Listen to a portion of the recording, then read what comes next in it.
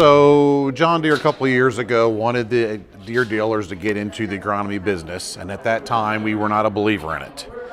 But we went on and did it to make them satisfied, put a check in the box basically, and it was just an on-staff person. John Deere wanted us to utilize that as internal training to start promoting the knowledge of equipment and its effects on agronomy.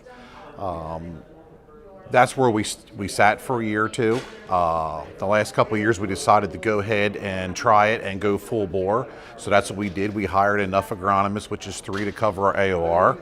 And what I'm seeing in the transition right now is that is helping to support the data management side of our business. So the customers that didn't have a real value in maps, harvest maps, seeding maps, fertilization maps, whether it be them or their ASPs, we are now adding value to the farm to help manage that through the agronomy side. So even if it's our agronomist or the farmer's agronomist, it still supports our IS department and the packages better because we've just used them to install the value of maps, proper maps and information for managing their operation.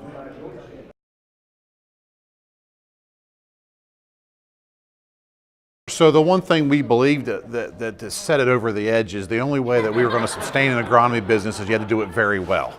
So most agronomists, whether it be from an ag service provider or an independent, would supply a part, a seeding prescription, a fertilizer prescription if it was a fertilizer company, but nobody was really there to commit to a full year support of that crop season.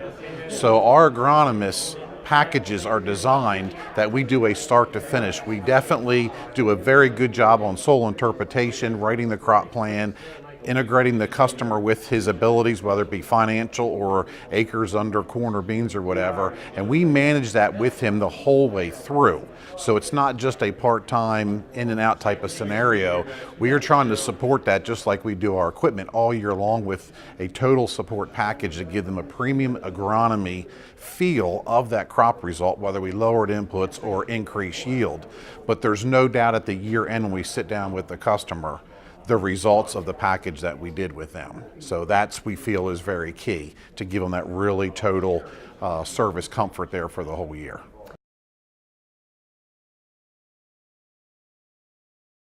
So at first, everybody, especially our salesmen, were very worried about us stepping on our ag service providers because we definitely sell them spray application equipment, drive boxes, things of that nature. And they were really worried about that we were stepping on their business. So right up front, we went to the ASPs, we actually had a meeting and told them exactly what we were doing and that the intent wasn't to not take away their business, but actually support their business more by recommending products or amount of products accurately. So this way, even though the ASPs have agronomists on staff, we're willing to work with them, with their customer, or do it independently.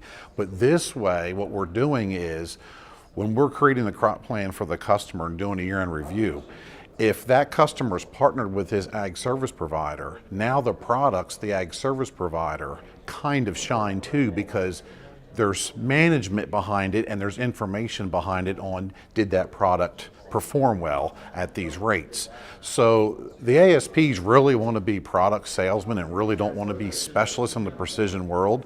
So once they understood that we were there to support selling their product and not trying to fight for the same business, it was not near of a challenge once we got past that. It was a concern early, but so far it doesn't. And now we're even starting to work with some ASPs, integrating our agronomy with them as a service package for them to provide to their customers.